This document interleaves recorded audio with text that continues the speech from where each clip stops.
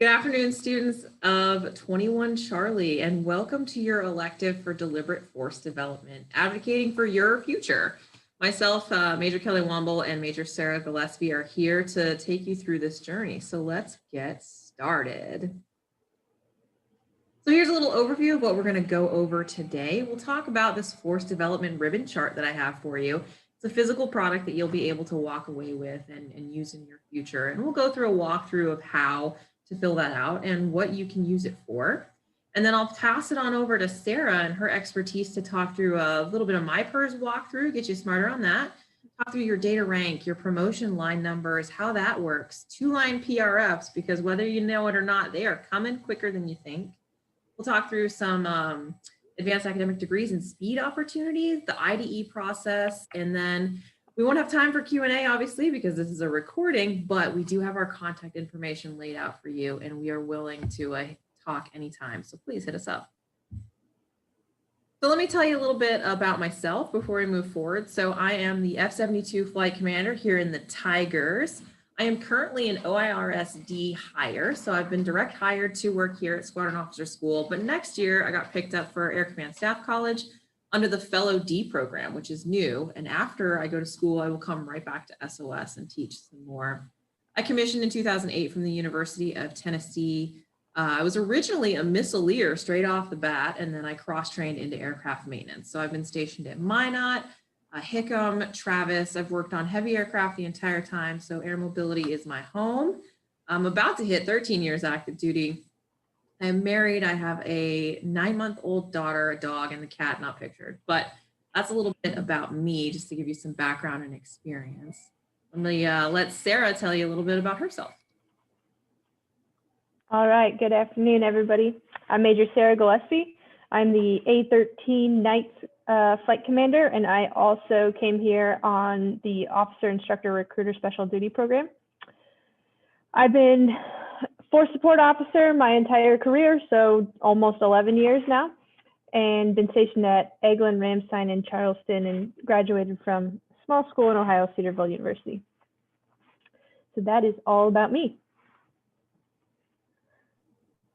Perfect. Thanks, Sarah.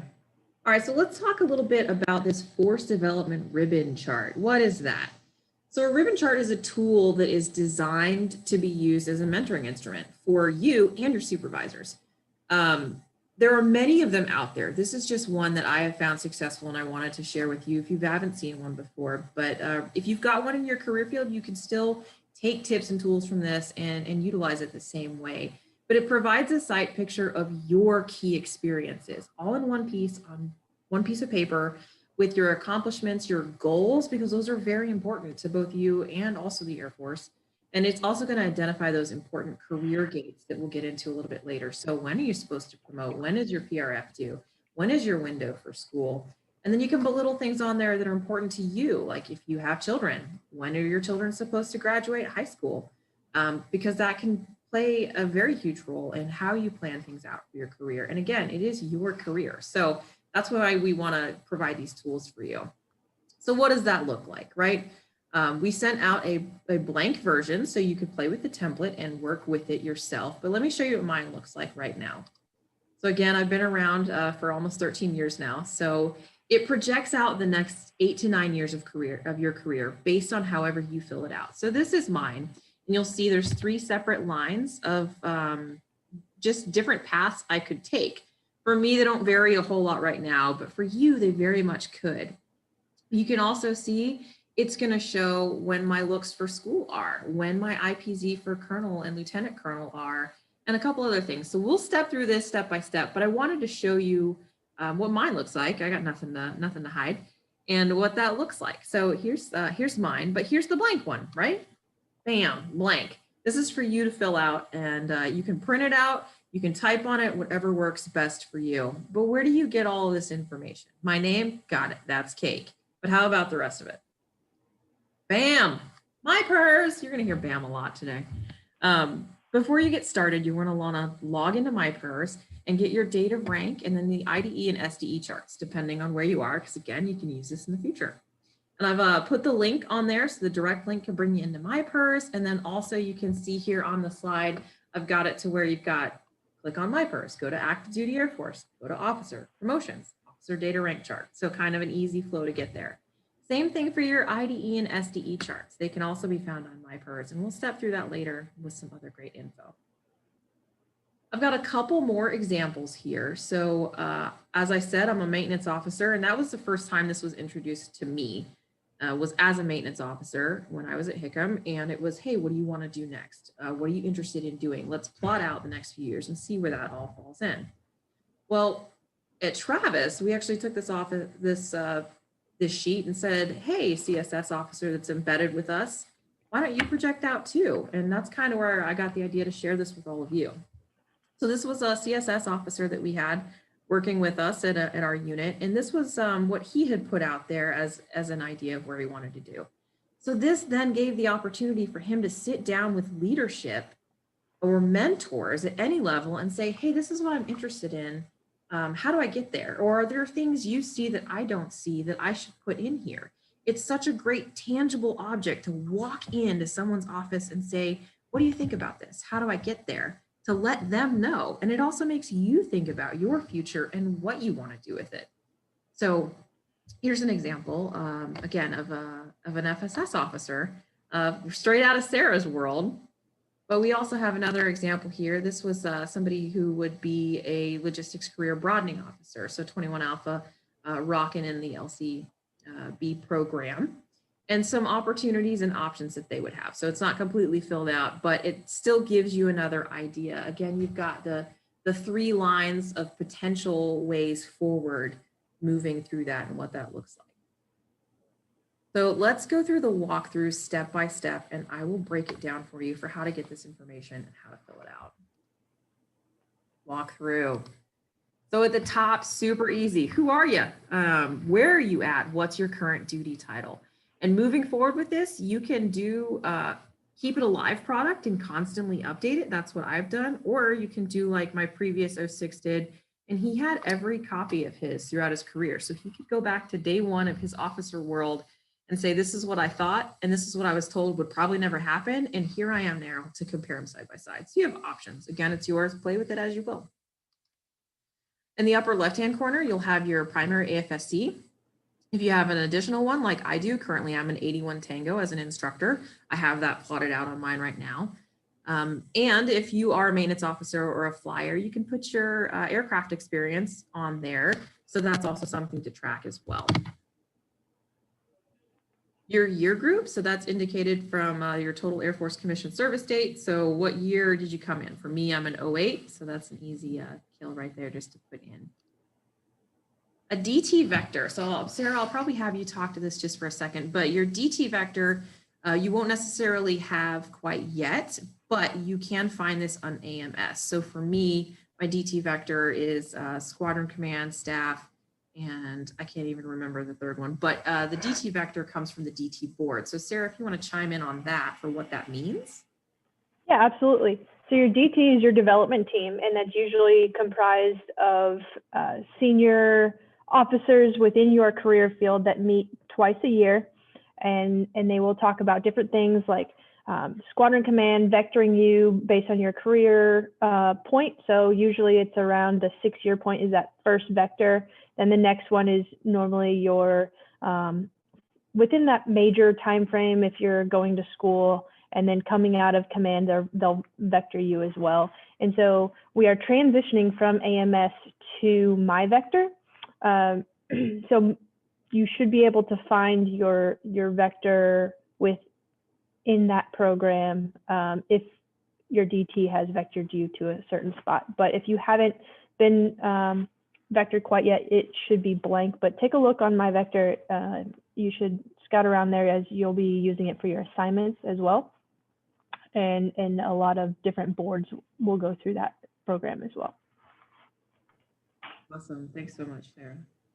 Yeah, so that's just a place for you to keep an eye on where you've been vectored. And again, let your leadership know you've been vectored if you've been vectored. Okay. And then putting your last 5 senior OPR bottom lines in there, just a way for visibility for you as well, again, as your leadership to kind of see. So that way they're not kind of copy and pasting or repeating things that have already been said, unless they need to be. If that's the emphasis item you need, it's a good place just to have a quick snapshot of it moving forward. Your timeline. Like I said, the timeline, this projects out 8 to 9 years. It's up to you how you want to fill it out and how you want to track it. But you will be surprised when you fill this out, what is at the end of your timeline. Oh my goodness. For me, I can already see retirement on mine. Blows my mind. But it's very important to kind of look out that far to think about it, because in our day-to-day lives, we don't. So for the timeline, it's again a forecast of your career progression looking out, and you can have multiple lines. In previous forms of this, I would have the primary line I was interested in on slide 1, and I would have slide 2 with 6 or 7 different lines or paths that I thought I would be interested in or that I could take, different ways to get me to where I wanted to be in my career. So you start with the current year and then you adjust your blocks based on that. Obviously, you can see some of these jobs are longer than others, and that's projected accordingly. So you just kind of have a little slider, and you can recreate this in Excel if you want. I just have it in the PowerPoint for you. You'll start with your current position and then you'll project out and adjust the length as you need to. And then again, having those multiple lines for different career path options. So I'm going to take a break away and give you a mentor moment, just personal Kelly Womble experience and thoughts here. It's your career. This is your voice and your way to project it out. And however you define success at the end of the day is up to you. So if a successful career is being an 06 and a group commander or a wing commander or a general, whatever that is, that's your goal in this at the end of the day, and you project out to that. If you are totally happy punching at 20 with a family as a lieutenant colonel and a deputy group, so be it. There's nothing wrong with that. Again, it's your career.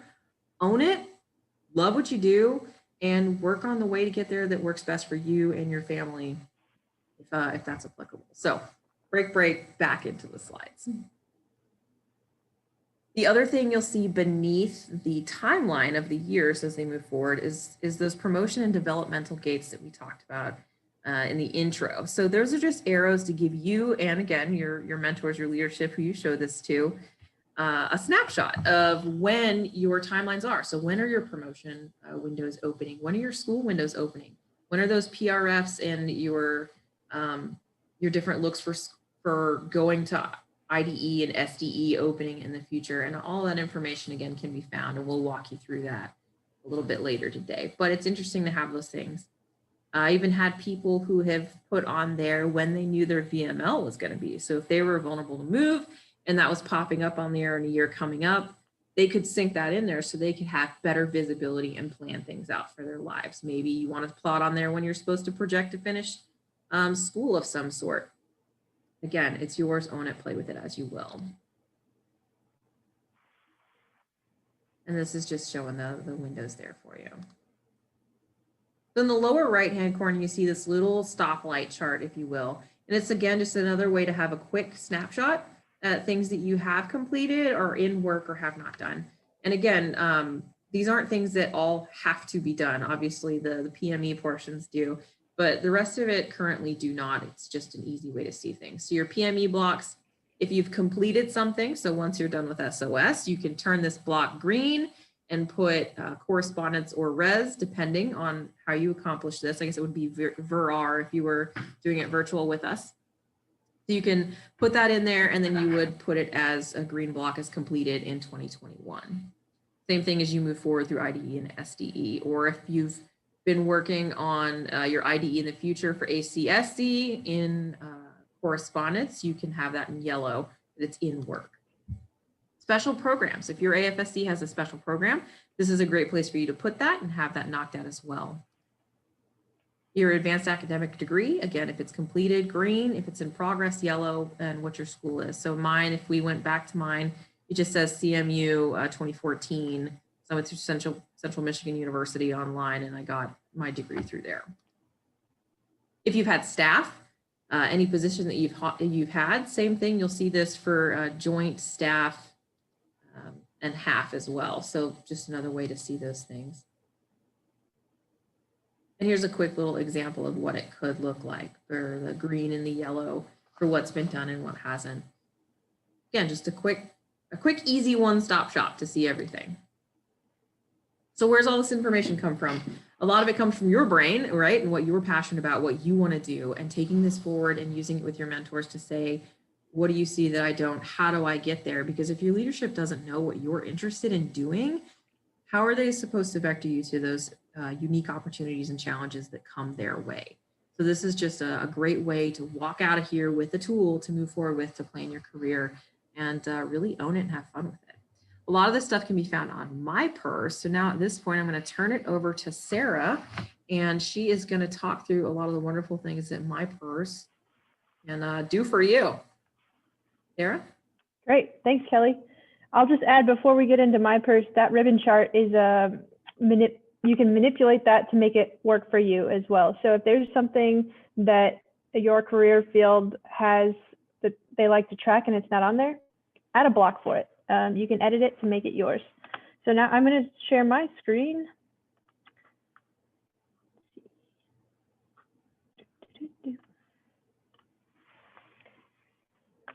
And walk you through My Purse. So this is the personnel database for all of the information, all the programs, different policies and things that come down from A1. You'll hear about changes that are made. You can find those here. And not just for you as an officer, but also for your enlisted personnel, your civilians. So if you see right up the top here, it logged me in as active duty officer, so it's highlighted in orange. But if I want to see what's going on in the world of my enlisted personnel as far as retraining, re-enlistments, promotions, any of that stuff, I can click on this, and then this sidebar over here that I'm going to explain will pop up with all of their programs. Same for the reserve officer enlisted, Air National Guard, retirees, and civilians. So there's a lot of things that you can learn just within My Purse. You could probably spend days digging through here. I'm going to hit the highlights for what's pertinent to you and what we want to talk about today, which is you as an Air Force officer. Just know that those resources are out there. So this is the splash page that's going to come up right when you log in. Might be some alerts on hot things going on, or if they're going to take this down or other programs down for maintenance. So if you scroll down a little bit, you have this learn more about section. So it has assignments, benefits, entitlements, career management, force development down here, promotions down here. We're going to hit those, retirements, and some other things there. And then if you move over here to the middle, and I would like to, you might be familiar with VPC dashboard. That's where we submit all of our OPRs, decorations, EPRs. So if you click there, it's going to take you to the VPC dashboard. And then down here in the middle is the PSDM listing. So when programs come out or announcements for selection messages, promotions, things like that come out through this PSDM listing, you will only see what's public release. Your MPF personnel have what's called it's restricted access, so it's not public release, but they'll get some special messages that they have to work. And then scroll down a little bit farther. If you get the daily messages, those are located down here. So the most recent releases of PSDMs and special announcements are located down here, and you can scroll down to click and get more of those. So I'm first going to take you into the PSDM listing just so you can understand where those are at. They're broken out by year. So if it was released in 2020, it's going to be located here. So you can go back and look historically who is selected or how many people are selected for certain programs like OTS or Test Pilot School. Advanced Studies Group results were out there. What else is in here that's good for you to know? The Command Chief, Master Sergeant Screening Board and matching process comes out through here. Quarterly Captain selection process. All these special programs, Squadron Command lists come out through here as well, in some DT announcements. So I have opened one up to take a look at just so you can see kind of what it looks like. What does it mean? So you'll see up here kind of what the title is. In red is usually the date that applications are due or whatever it might be, it's always right there. And if it was previously not public release, then it'll have the public release date up here as well. So if you scroll down, it's going to tell you some information, some eligibility criteria, everything that's needed for the nomination package, specific components, things like that. So if you're interested or you have folks interested, make sure you're reading these things in detail, read it twice over so that you're not missing anything, because you can self-eliminate very quick unintentionally by missing some details. Pay attention to due dates and things like that. And then usually right before the sign message is going to be the POC that you can contact if you have questions. Sometimes it's a specific person, sometimes it's an AFPC office that is the POC that works at. And then if there's any attachments, those will be after that message. So Sarah, I see this is one for the 13 Oscar career field application from 2020. So is this a thing that you would look for if you were interested in doing like the OIRSD program? Is this a... Yeah, so OIRSD program actually does come out on a PSDM with the nomination process, call for noms, the selection process. So I believe that just came out. So it should be listed in the 2021. If you go back here, you can find it under here in 2021. If it's there, you might have to do some digging. But I believe the call for noms just came out. Yep, see, top of the line right there. Nice. So you can dig through there and read that. Okay, so that's PSDMs, Personnel Service Delivery Memorandums is the official term. All right, let's talk about some promotions. This is a good section to go to figure out kind of your timeline of when you're going to promote, what's needed, how you find out when you're promoting. So this date of rank chart is a great tool to go to see when you're eligible for a board or when you're projected to be eligible. So if you click on here, this is going to download an Excel sheet that I already have up. So I'm going to go to that. So this is the main page for that. And so what you would do is go over to the captain section and find your promotion category. So it's broken out into the 6 different line of the Air Force promotion categories and then the non-line categories. So I'm just going to pick force modernization here. So what you're going to do is look for if your date of rank to captain is, and find your date of rank. It's probably within this dash right here, right? So if you promoted in 14 Feb 2017, you fall within this section here, which means you are projected to meet your promotion board in 2021. So that's this year. So that means you're meeting your board this year. The major boards usually meet later in the year around December. It could change, so it's not definite, but historically they have met in December, which means you should be hearing from your leadership, whether that's your commander or the MPF or the wing exec, saying, hey, you're projected to meet a board. That means I need your help getting information for your 2-line PRF, which I will talk about later.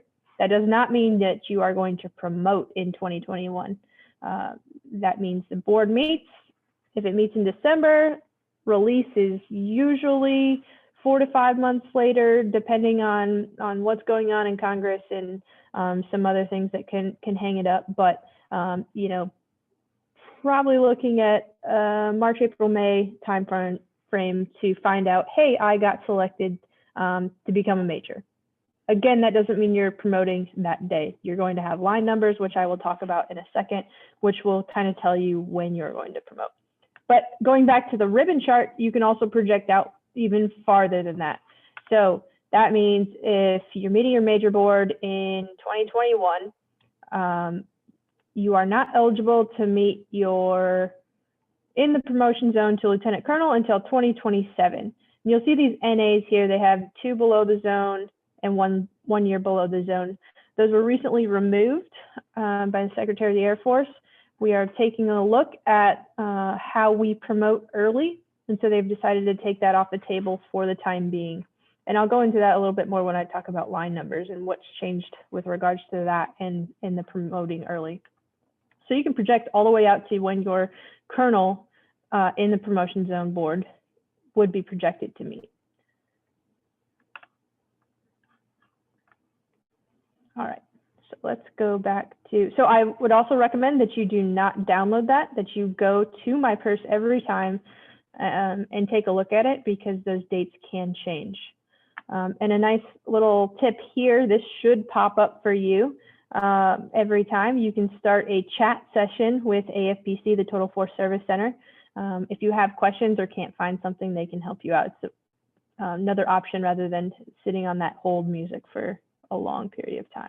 So I'm just gonna say no. All right, so let's talk about line numbers real quick. So you've been selected, met the board, been selected for promotion, you have your magic line number, say it's 550. What does that mean? So historically, that number has been tied to some different data points that decide that line number, such as your previous date of rank, then your current date of rank, and then it would go to your total federal active commission date. And so they go all the way down to break ties so that every person had a line number. So there's a bit of a pecking order in that way, but you had no control over where you fell or what your line number was. Since removing the below the promotion zone opportunity, they have taken the officers' promotion line numbers and made them merit-based. So that means when the promotion board meets and they decide they have the pile of promotees, the people that they are going to promote, they then rack and stack that pile based on merit, based on the person's records, what they've done, and they can move them up and down and basically say, I think this person's record is really good. They were the top of this pile. Their line number needs to be earlier, because the earlier your line number is, the earlier you're going to promote. So you do have control of it now, in a sense that if your record, if your performance is really good, you're going to have an earlier line number.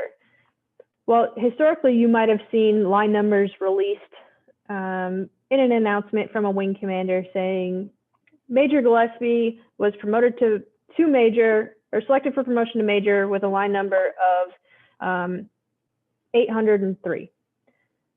That will no longer happen, because it becomes personal now. I don't want everybody to know that there were 803 captains selected to major that were better than me if there's only 804, right? That kind of isn't necessary to share. So that is now something that is kept between the senior rater, the chain of command, and the member. So if there was 1,000 captains selected for major and you were 500, that means that you were right in the middle. 50% were better, 50% were had records not as good as yours. So that's kind of what that means.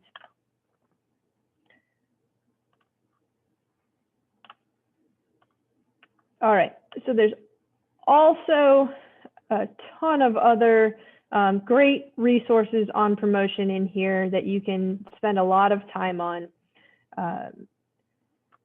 There's the officer pre-selection brief instructions that will be sent to you prior to meeting a promotion board. You need to make sure that everything's correct. So what can I advise you as a personnelist? You need to check your records, check your records, check your records. Do it on your birthday. It's an easy way to remember it. You get an email from My Purse saying, update your record of emergency data on your birthday. So take a look at your records too. Make sure no OPRs are missing, make sure no declarations are missing. And then you've got everything squared away. Those are things within your control to a certain extent. So you want to make sure those are ready and you're not scrambling right before you meet a board. And then you can check your SURF at any time to make sure that your data is correct on there, that all of your duty titles are correct, all the dates are correct, things like that. There's also this Secretary of the Air Force Generic Memorandum of Instruction. This is read at every management level review and at the promotion board. So you can kind of see what the Secretary of the Air Force is valuing right now when looking at records for promotion and what they want the board members to pay special attention to. Also, there is writing a letter to the promotion board. Those are very special circumstances, and you'll want to coordinate with your leadership to make sure that you understand when you should and should not write a letter. That's not a normal thing, so unless you have a very special circumstance, you don't have to worry about that. Okay, there's also the schedules for the 20 and 21. I said projected earlier on the officer data rank chart. You will get a notification from the military personnel flight and or the wing exec saying, hey, you are meeting a promotion board this year. Here's what I need from you. So you can take a look at that schedule right in there. And also the eligibility criteria will be there. Then there's milestones, kind of the gates of who is going to be your senior rater based on accountability date, and then when your PRF is due, and then when your records freezes, when the MLR is happening, when the promotion board meets, and then the milestones after that. There's a whole process of after the promotion board of getting that approval before public release. And then your increments are done about 3 months out. So you have your line number, right? That 503 that I was talking about earlier. You can see here that 1 June, 1 May, and 1 April are out, all the earlier ones, but they'll come out about 3 months early. So you can anticipate when your line number is going to promote. So these are the increments. Each board has a different quota. Basically, they promote around the same number of folks per month to exhaust the list within 12 months. So again, you'll have to find your board number, which this is the calendar year 2020 A board. So the A board was the first board of the year. That's kind of how you read that. So they can have multiple boards going on at the same time, as you can see. And because of the line of the Air Force being broken out, they definitely have more than one board going at the same time. All right, so that's all on promotions. I'm going to move over to force development real quick because that's another section that we touch on a little bit. So talking about advanced academic degree programs, IDE, intermediate developmental education, and SDE, which is your senior developmental education. Those guides are located here on what programs are available, what the timelines are, due dates, things like that. You've also got your job training if you're looking to get out. There's some resources there, some Space Force officer developmental education information, PhD programs that are also available in other special programs. And I talked about the DT earlier. This is the timeline. So you can check your AFSC to see when those DTs are meeting. They have 2 a year, usually winter and summer DT boards.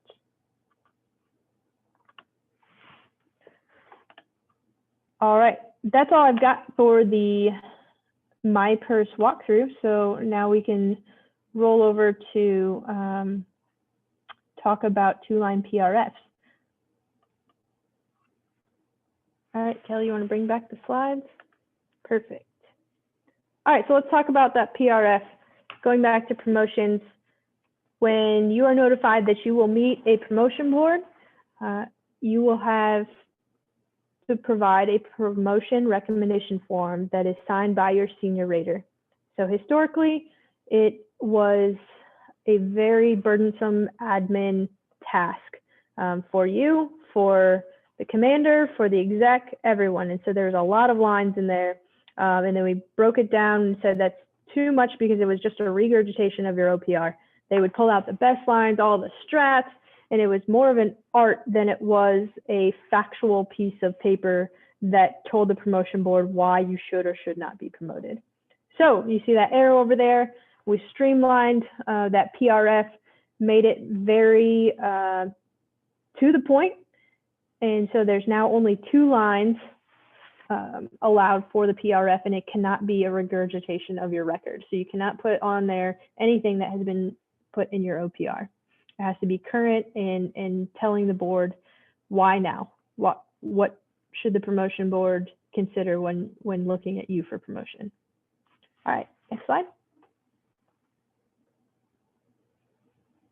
All right, so up at the top you see when in doubt, consult the PSDM. So like I talked about earlier, promotions are located within PSDMs, those are released. So they talk about what can go in the PRF. If there's changes made from previous years, it's always good to look at that PSDM to make sure you have the most current data.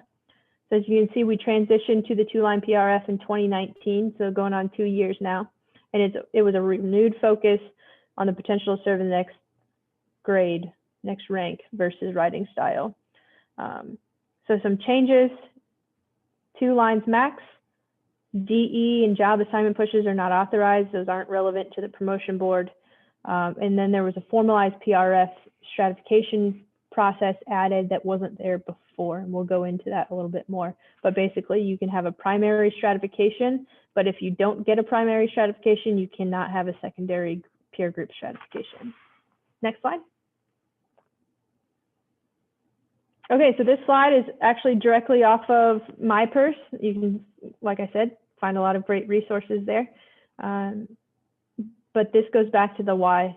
It's an opportunity for the senior rater to tell the central selection board why they should or should not promote this officer. That's what you should focus on. So down below that, you'll see the SECAF's memorandum of instruction is on there. Another thing to focus on, take a look at that as you meet a promotion board. Or before you're meeting a promotion board. You can't make a difference on your record that's already happened, but you can make a difference on what you're doing now to make your record better. All right, so let's talk about stratifications real quick, because these are different than the stratification process for your OPRs. So don't get them confused. Put your OPR to the side. We're only talking about PRFs right now. They wanted to make this a defined process where we're talking about what is relevant to this officer and their peer groups and making it very distinct. So it's, again, less of that art where the senior rater can figure out a way to have 17 different number ones. They made it very stringent so that everybody had the same opportunity to be strated in the same way. So what does that mean? Your primary stratification is you're eligible by zone. So your promotion zone that you're meeting. So if you are part of the line of the Air Force combat support zone promotion category, then you can only be strated primarily in that primary eligibility zone against others in that same category.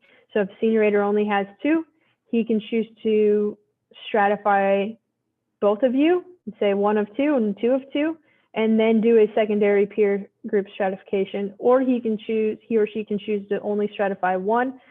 If he does the 1 of 2 in the eligible zone, which is the IAPZ, which is in the zone and above the promotion zone, then that second person wouldn't get a peer strat, the first person would get a peer strat. So that peer strat is based on rank. Actually, go to the next slide, please, and it talks a little bit more about that.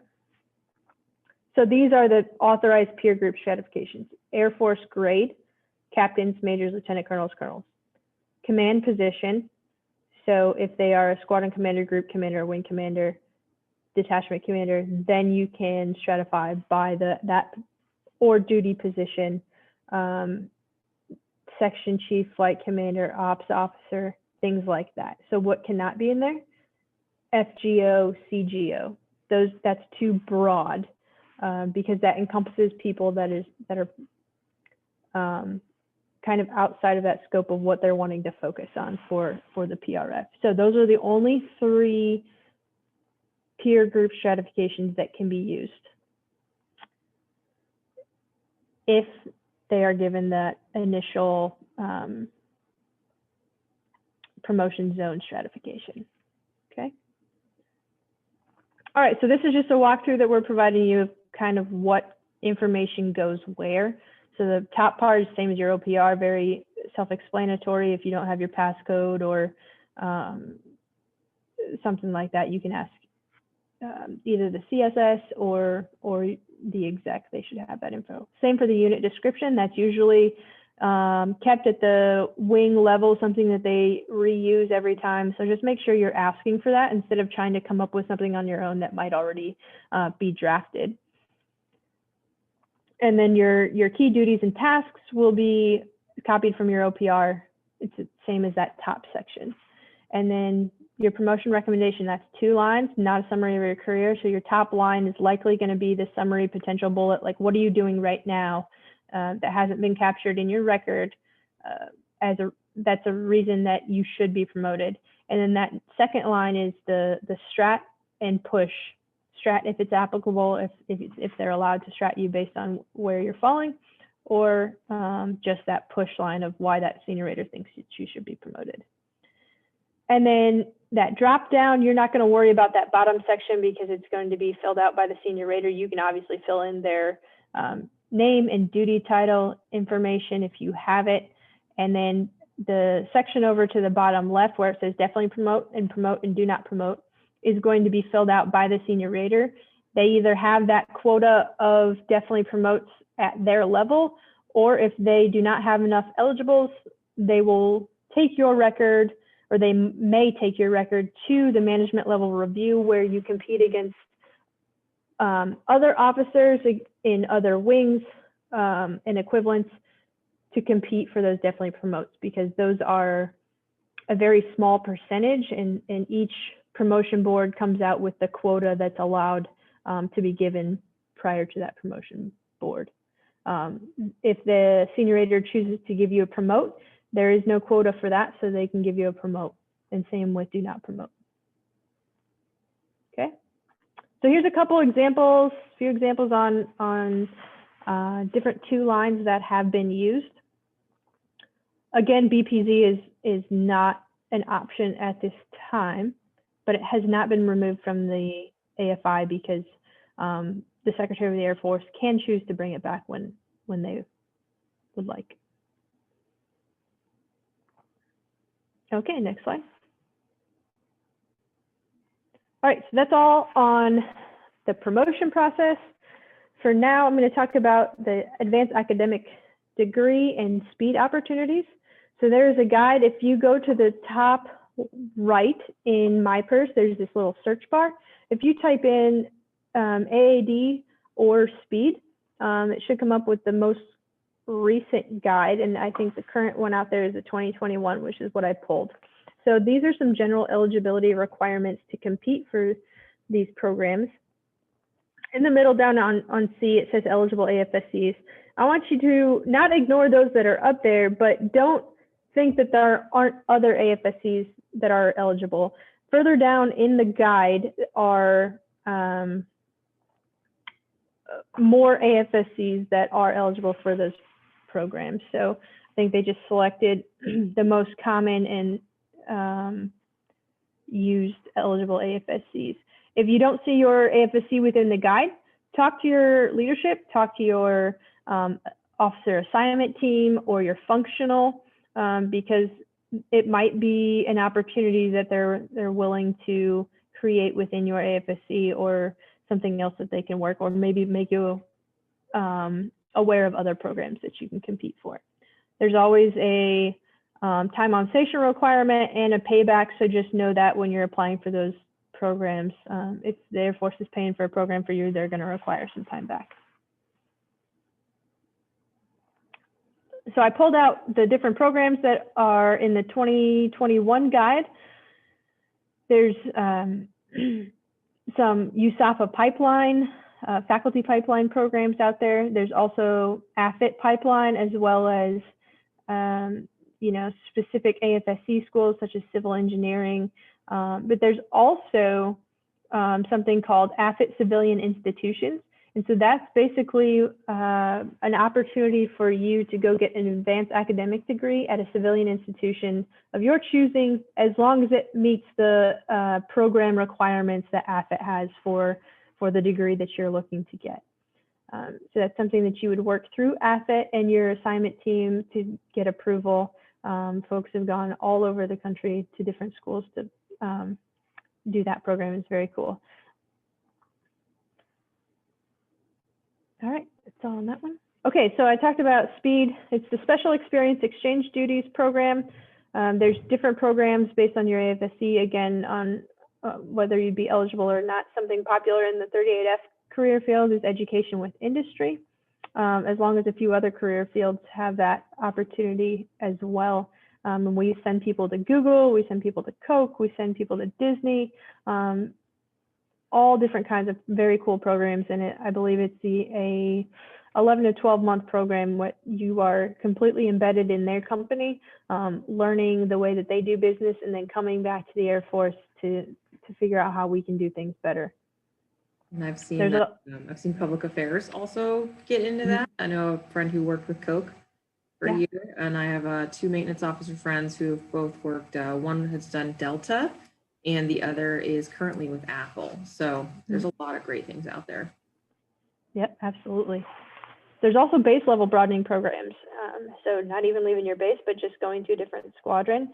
And you can talk again to your functionals to see what has been done in the past, to see if you'd be eligible. All right, so let's talk about IDE. Kelly mentioned earlier that she got picked up for the Fellow D program, and I want to talk to you a little bit more about what that opportunity looks like, along with all the others, and how she got there. So there's a couple changes that I wanted to make you aware of for 2021 that are kind of big hitters that are things that haven't been done in the past. So it used to be that they would look at your entire record of performance. That's your, if somebody calls it a rope, that's your record of performance, which is your OPRs, decorations, 475, training records, things like that. So now they are only going to review the last 5 years, and that places a greater emphasis and focus on your recent performance in selecting the best officers rather than your time back as a second lieutenant. They want to focus basically on that captain to major time frame. What have you done for your sustained performance in that time period? The IDE definitely attend is something that's newer. We're about in our third, fourth iteration of using the definitely attend, and that's basically the golden ticket for someone to attend IDE. So their senior rater usually only has one. They have to have quite a few eligibles, like I think over 30 eligibles before they get a second one. But again, go back to that PSDM. That will tell you how many definitely attends this a senior rater has. And that is also now being shown at the central PME board instead of just prior to that board. It shows the stratification that the senior rater gave you and that they gave you a definitely attend. So Sarah, does that mean if I get a definitely attend from my wing, that I'm automatically going to Air Command and Staff College? It does not. It means you're going to school. It doesn't tell you where you're going to school. So later on, I will talk about the different opportunities. Definitely attend means you're going that next year, automatically going. But it doesn't mean you get the program of your choice. So that's a whole nother process for that. Cool. All right, so the developmental education board is a 9-month deliberate process to select roughly 842 members to attend in residence developmental education. That is a very small percentage of eligibles in the whole pool, and I'll show you that on the next slide. So starting in December all the way until notification in August, there's the process is working to select those 842 and figure out where they're going to school. So like I just got the call of nominate for my nomination. I'm in my second look out of 3. And I put my application in, selected where I wanted to go. It's just like your assignment process where you're kind of racking and stacking where you would like to go. That doesn't mean you're going there, but you're letting the board know what your preference would be. And that's done in my vector that I spoke about earlier. This is one of those boards that's worked through my vector. And then my senior rater pushed my record forward along with others as he wanted to compete my record at the central board. And so those records pushed forward. One got a DA and the rest got a stratification within that group of eligibles. And that DA likely got a stratification as well. And then our records will go forward and compete at that central board where they will rack and stack one to end all of the records that were pushed by the senior raters, and they'll come up with that list of 842 members that made the cut to go to school. Now, that's just the initial list.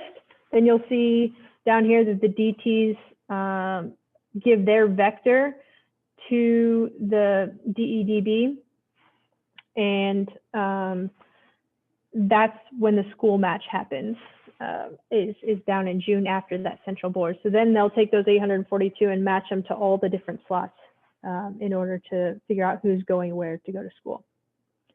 Now you'll notice at the bottom there's declinations and ops deferments. So declination means somebody was picked up, they were chosen to go to school, and they decided that doesn't work for me or my family for whatever reason, whether that's family specific reasons or they didn't want to leave the job they were in or the location they were in. A declination just means they turned it down, and that also means they don't get to keep their spot. So their spot is given up. They have to either recompete the next year, or they may even be ineligible to compete the next year. Ops deferment means their leadership at a very high level said, I can't lose this person coming up this year because it's mission critical. I need them to stay another year. I would like to defer them to the next year. So what that does is it takes that person's school slot and holds it for the next year. Another person fills in the current year, but then when it comes to next year's process, they are automatically given a spot, but they are not given this. They potentially could go to a different school than they were chosen for the year before.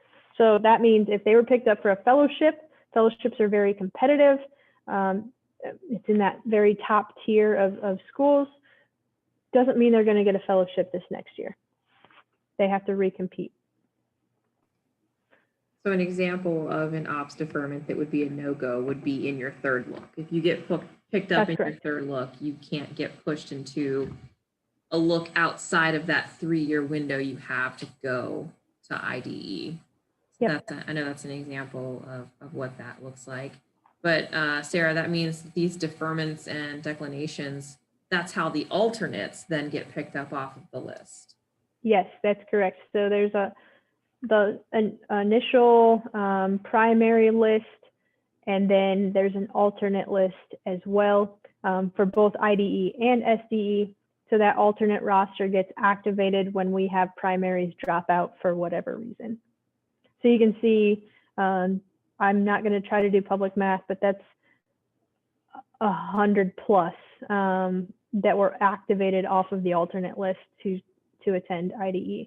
So what does that mean to you? Just because you're on the alternate list, don't discount yourself from going to school. You could very likely be picked up off that alternate list to come to Maxwell or go elsewhere.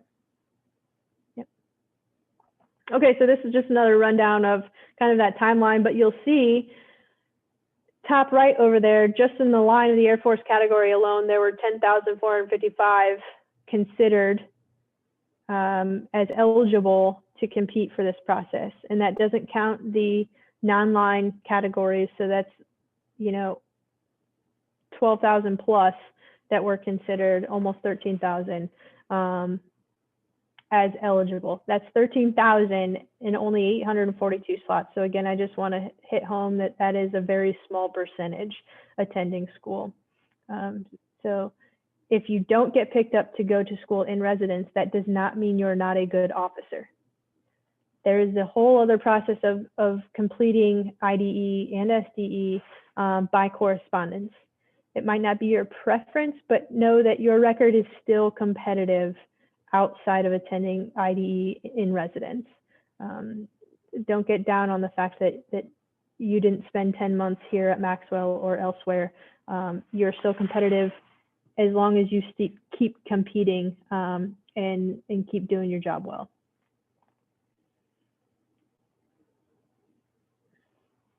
Okay, so when are you eligible? We'll focus on IDE right now. So when you meet your promotion board, you're selected for major. You likely won't be eligible for IDE until that following year after you've pinned on.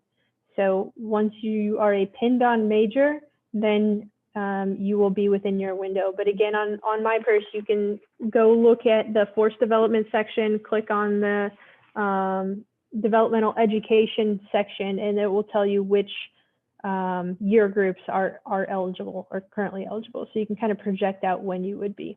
So I am a 10 year group. And so I'm at the P0418 Delta board.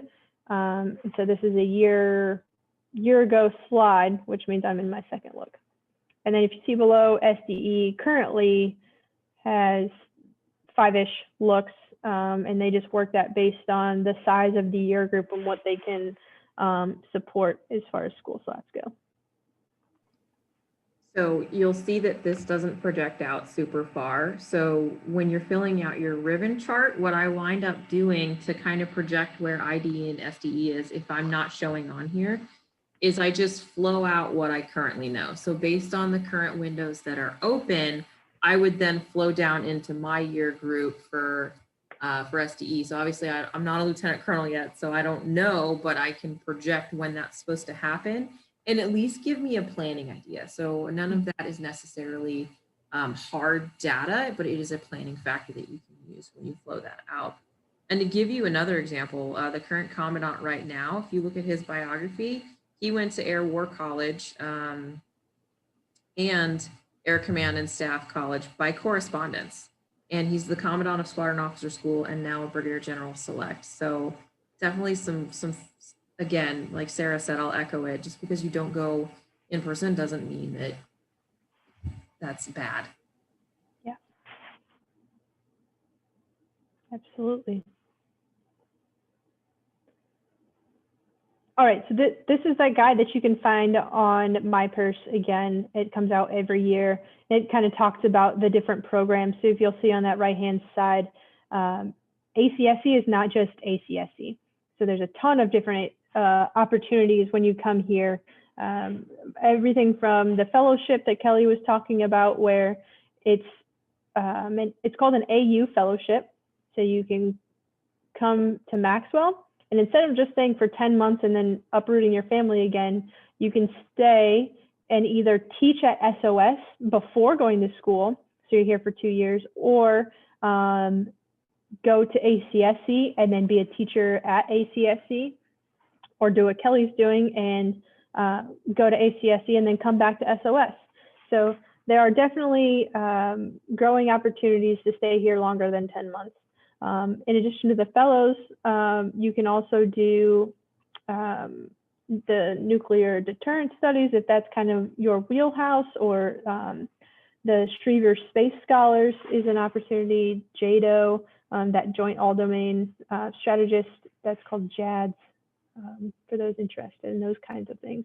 Blue Horizons is an opportunity. It's kind of like a fellowship where you're not going to ACSC, you are assigned to Blue Horizons and kind of working those future issues for the Air Force, but you're doing IDE, you're doing ACSC online and then doing Blue Horizons. So just know those, if you are interested in fellowships, outside of coming to Maxwell and going and attending ACSE in residence, you need to complete your ACSE online, because you will only be eligible for those programs if you've completed it, because you're going to be focused on your program for that year that's outside of doing ACSE. So you don't want to make yourself ineligible by not doing those things. If that's not something you're interested in, then right now the culture of the Air Force is not mandating that you do ACSE by distance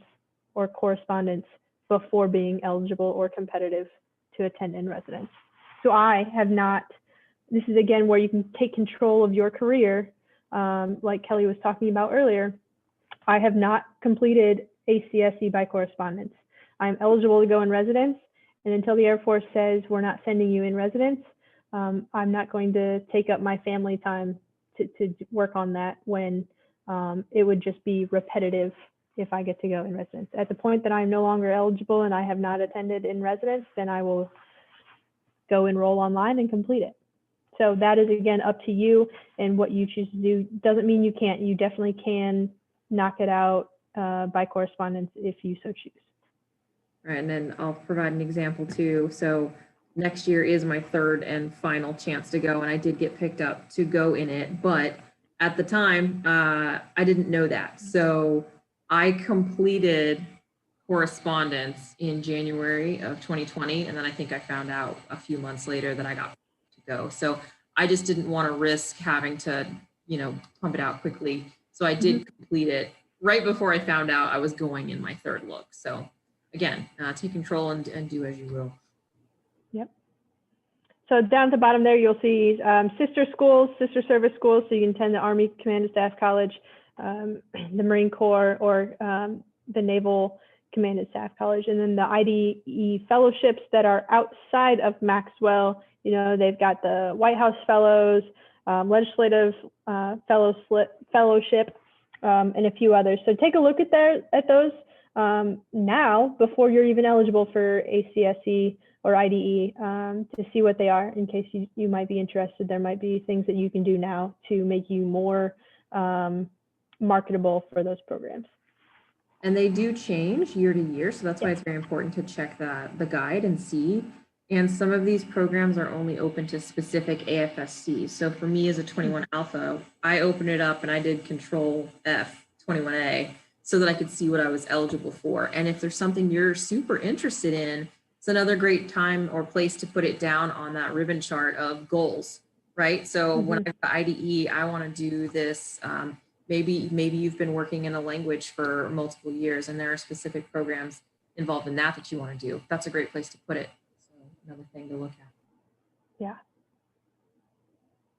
All right, and then there's also international schools. Same, they kind of fluctuate depending on the year.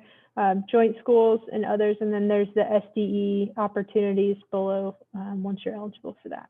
And then let me talk about deliberate development real quick.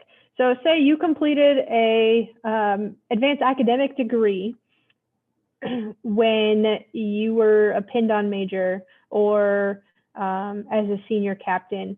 The eligibility criteria to be able to get deliberate development credit changes. So make sure you check that out as well, because if you completed one of those programs, it is possible to get in-residence credit for attending IDE by completing that program that you might have already done. And so, for example, my best friend attended school in Monterey, the Naval Postgraduate, and she completed her program within the last year. So she was already a pinned on major. She was able to apply, seek deliberate development credit, and was approved. And so basically her record shows that she attended IDE in residence by completing that program at Naval Postgraduate School.